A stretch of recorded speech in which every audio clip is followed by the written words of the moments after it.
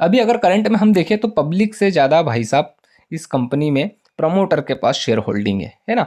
तो किसी भी कंपनी का प्रमोटर हुआ, अपनी कंपनी के शेयर वो तभी बाई करेगा जब उसे ये पता हो कि हमारी कंपनी आगे आने वाले टाइम पे अच्छा खासा ग्रो कर सकती है या करने वाली होती है। तो यहाँ पर प्रमोटर ने अपनी कंपनी के शेयर को अच्छा खासा इंक्रीज करा है। वेलकम है जी आप सभी का लॉन्ग टर्म इन्वेस्टमेंट की इस सीरीज में। तो आज अपन जिस कंपनी के बारे में बात करने वाले हैं उस कंपनी का नाम है Aeon tech solution. Complete analysis करेंगे आज की इस वीडियो में अपन इस कंपनी के बारे में कि अभी इस कंपनी के शेयर को खरीदने का सही समय है या नहीं है, और अगर आपने पहले से खरीद रखा है तो आप इसे लॉन्ग टर्म के लिए होल्ड कर सकते हो या नहीं। और हाँ, I am not a SEBI registration member. यह वीडियो मैं केवल एक एजुकेशन पर्पस के हिसाब से बना रहा हूँ। अगर आप कुछ भी इन्वेस्ट करते हो या इन्वेस्ट करने का सोच रहे हो तो एक बार अपने फाइनेंसर से जरूर डिस्कस कर लीजिएगा। अगर आप इंट्राडे ट्रेडिंग करते हो या इंट्राडे ट्रेडिंग में इंटरेस्टेड हो तो बायो में लिंक अपने इस टेलीग्राम चैनल का, आप इस चैनल को ज्वाइन कर सकते हो। यहाँ पर आपको एक कंप्लीट ट्रेडिंग कोर्स की प्लेलिस्ट देखने को मिल जाएगी जिसमें बेसिक से लेकर एडवांस कंप्लीट कोर्स एकदम बिल्कुल फ्री में आप देख सकते हो। इसी के साथ साथ इस चैनल पर आपको एवरीडे कुछ डेमो ट्रेड भी देखने को मिल जाएगी। अब बात कर लेते हैं अपन इस कंपनी के बारे में। तो सबसे पहले ये जान लेते हैं कि इस कंपनी का बिजनेस क्या है। तो देखिए, ये एक आईटी सेक्टर की कंपनी है, ठीक है, टेक्नोलॉजी से रिलेटेड। इस कंपनी का मार्केट कैप कितना है आप देख सकते हो, 239 करोड़। वहीं इस कंपनी के ऊपर कर्जा कितना है आप देख सकते हो, 11.8 करोड़ का इसके ऊपर हमें कर्जा देखने को मिल रहा है। एक साल के अंदर इस शेयर ने लो और हाई कितना लगाया है, तो लो की अगर अपन बात करें तो लो है भाई साहब इसका 61 रुपये का, ठीक है, और हाई है इसका 171 का।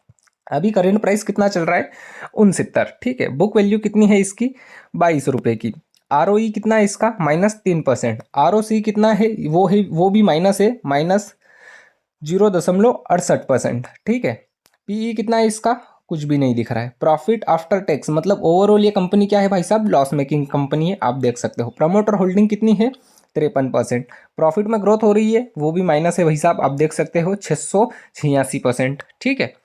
क्या ये कंपनी अपने शेयर होल्डर को डिविडेंड पे करती है, तो आप देख सकते हो ये कंपनी अपने किसी भी शेयर होल्डर को कोई भी डिविडेंड पे नहीं करती है। फेस वैल्यू कितनी है इसकी, 10 रुपये की। प्राइस टू बुक वैल्यू 3.11, ठीक है। तो ये तो कुछ इंपॉर्टेंट टॉपिक हो गए इस कंपनी के। अब अपन बात कर लेते हैं कंपैरिजन की कि भाई साहब इस कंपनी का कंपैरिजन हमें किस किस कंपनी के साथ देखने को मिल रहा है। तो भाई साहब ये है कंपैरिजन वाला सेक्शन, आप देख सकते हो 1 से लेके 8 कंपनी हमें यहाँ पर दिख रही है। वहीं पर 8वें नंबर पर है एयन टेक सॉल्यूशन। आप देख सकते हो इस कंपनी का शेयर जो है वो 78 पे ट्रेड कर रहा है। PE इसका कुछ भी नहीं दिख रहा है। मार्केट कैप इन सभी कंपनियों के मुकाबले हमें सबसे छोटा देखने को मिल रहा है। अगर अपन सेल्स की बात करें इस कंपनी की तो आप देख सकते हो इस कंपनी की सेल्स सबसे कम है बाकी जितनी भी कंपनी है उनके मुकाबले में, ठीक है। अब अपन बात कर लेते हैं प्रॉफिट और लॉस वाले सेक्शन की कि भाई साहब ओवरऑल ये जो कंपनी है ये प्रॉफिट जनरेट कर भी रही है या नहीं। तो भाई साहब ये है प्रॉफिट और लॉस वाला सेक्शन, 2013 से लेकर 2024 की रिपोर्ट है। सबसे पहले सेल्स को हम समझ लेते हैं। तो देखिए सेल्स इनकी लगातार हमें कुछ इंक्रीज होती हुई दिख रही है पहले से मुकाबले। एक्सपेंसेस की अगर अपन बात करते हैं, एक्सपेंसेस भी इनके पहले कुछ अच्छे खासे थे, बीच में डाउन हुए, वापस से इनके इंक्रीज होना स्टार्ट हो चुके हैं। ऑपरेटिंग प्रॉफिट की अगर अपन बात करें तो ये है ऑपरेटिंग प्रॉफिट वाला सेक्शन। आप देख सकते हो यहाँ पर कहीं कहीं पर हमें लॉस दिख रहा है, जैसे कि 2016 हो गया, 17 हो गया और 22 हो गया, ठीक है। 24 में भी इनका लॉस ही है, आप देख सकते हो।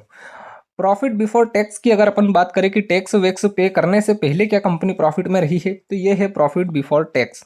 तो आप देख सकते हो यहाँ पर भी वही सीन है, 2016 और 17 में इन्होंने लॉस फेस करा, उसके बाद 21 में लॉस फेस करा, इसके बाद 22 की जो रिपोर्ट आई थी उसमें भी इन्होंने लॉस फेस करा। कंपनी की अगर हम अदर इनकम की बात करें तो कंपनी के पास थोड़ी बहुत अदर इनकम भी हो रही है।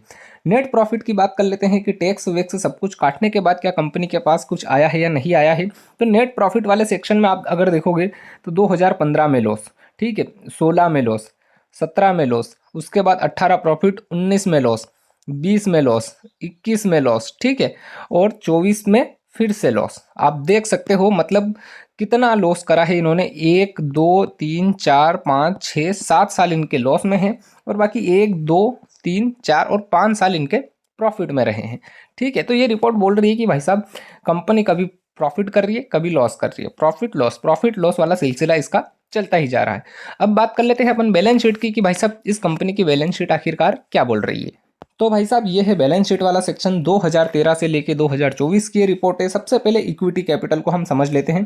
तो ये है इक्विटी कैपिटल वाला सेक्शन। आप देख सकते हो कंपनी की इक्विटी अब थोड़ी बहुत हमें इंक्रीज होती हुई दिख रही है। अगर अपन बात करें रिजर्वेस की, तो रिजर्वेस पहले के मुकाबले कम हुए थे बीच में, उसके बाद वापस से इन्होंने इंक्रीज करना स्टार्ट कर दिया है। टोटल लाइबिलिटी और एसेट्स की अगर अपन बात करें तो ये है लाइबिलिटी वाला सेक्शन और ये है एसेट्स वाला सेक्शन।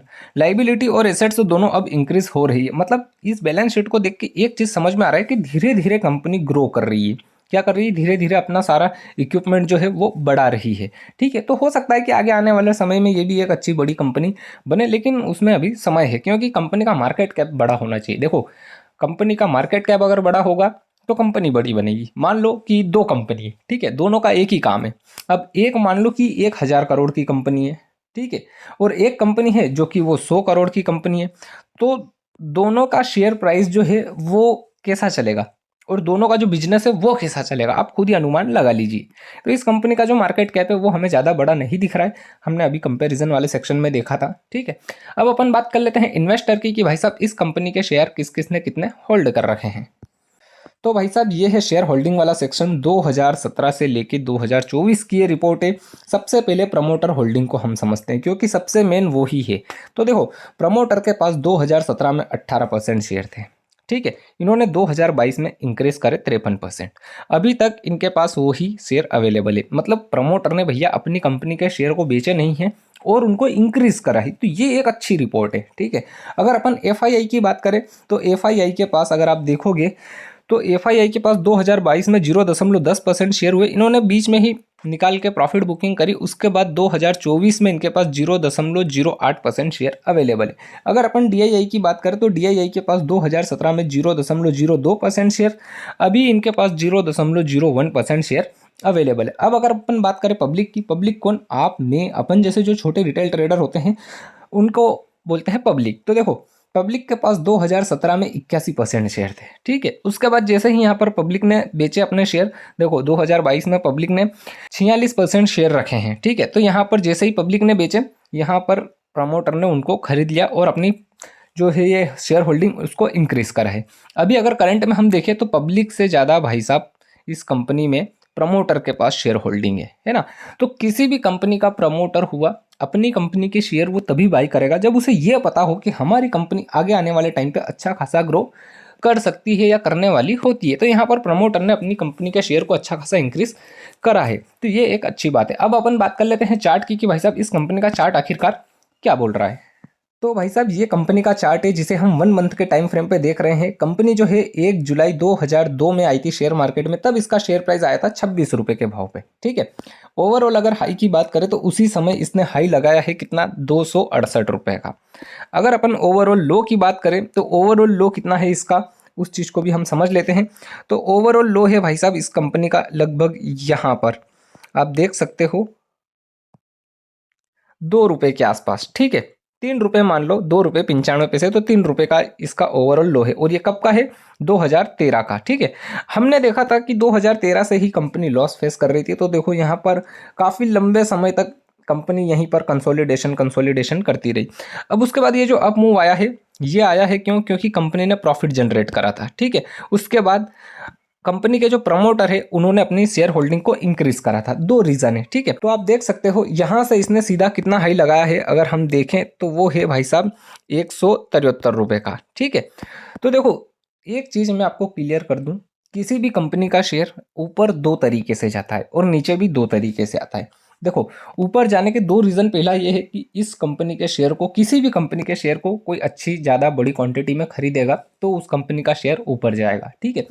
दूसरा रीजन होता है कंपनी अच्छा खासा प्रॉफिट जनरेट करे तो वो ऊपर जाएगा, ठीक है। नीचे आने का भी सेम सीन है।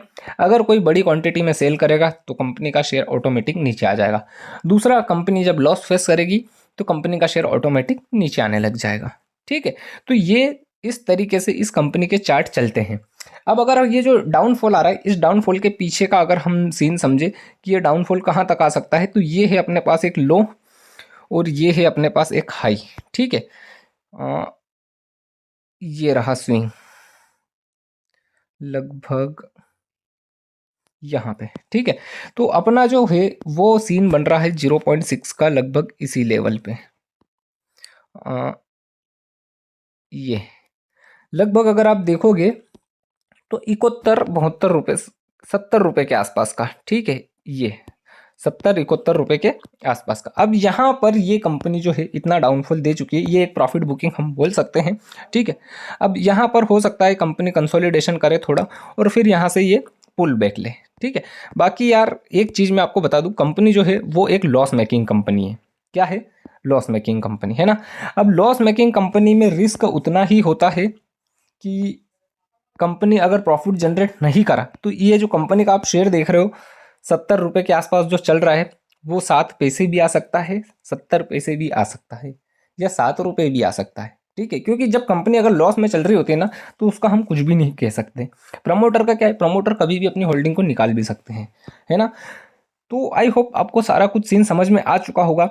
हमें उसी कंपनी में इन्वेस्ट करना चाहिए जिसका फंडामेंटल हमें स्ट्रांग दिख रहा हो, ठीक है। ऐसे ही नहीं कि हम आंख बंद करके किसी भी कंपनी में अपना पैसा डाल दे। तो मैं बिल्कुल भी रिकमेंड नहीं करूंगा आपको कि यार किसी लॉस मेकिंग कंपनी में आप पैसा डालो, ठीक है। आई होप आपको सारा कुछ सीन इसका समझ में आ चुका होगा। वीडियो को लाइक कीजिएगा और हाँ, चैनल पर नए हो तो चैनल को सब्सक्राइब कर लीजिएगा और कमेंट करके जरूर बताइएगा कि अगली वीडियो में किस कंपनी के ऊपर बनाऊं। मिलते हैं अगली वीडियो में।